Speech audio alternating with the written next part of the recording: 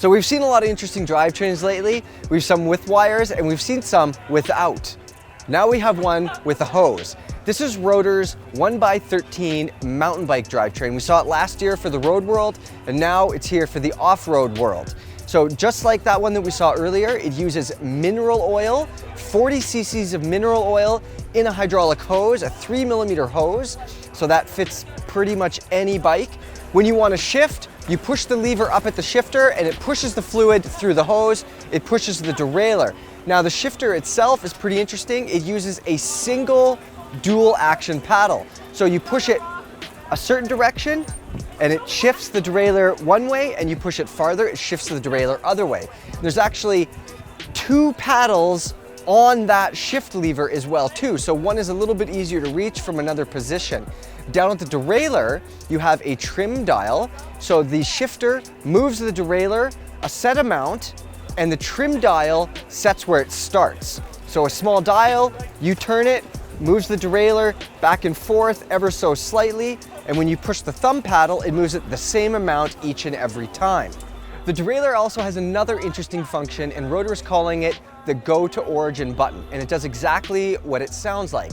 Small button on the outside of the derailleur cage, you push it, boom, the derailleur snaps down to the 10-tooth cog. Now why would you ever want this? Say you're in a race, you get a flat tire, you need your wheel out fast, or you just want an easier job of it. You hit the button, boom, it goes right down there, you can pop your wheel out. The derailleur has a clutch, of course, and it's pretty interesting how it works. There's a fin on the back side of the cage, you push that and the whole cage disengages from the clutch, making it easier to get your wheel out. The cassette, now they're offering a few different ones, but the 13-speed cassette runs from 10 to 52, and it weighs 306 grams. Rotor is saying that this is about 60 grams lighter than SRAM's 12-speed XX1 cassette. So this thing is going to be light.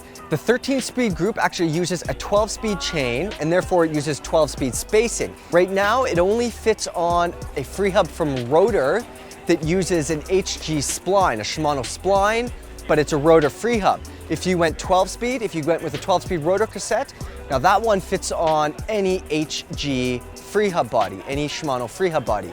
Maintenance, basically maintenance free. They're saying once a year you should flush the fluid, but it's not a steel cable, so there's no friction. You're just pushing the fluid through the line. When it does come time to bleed, you push it through from the bottom, up, out the top, just like your hydraulic brake. So it sounds pretty simple. Now I'm gonna get a test group set down the road. It's probably gonna be late in the summer. We're gonna ride it, we're gonna bleed it, we're gonna do all those things, and you're gonna hear all about it. In the meantime, what do you guys think? Are you open to hydraulic shifting or wireless, or are you gonna stick with a steel cable? Let us know in the comments below.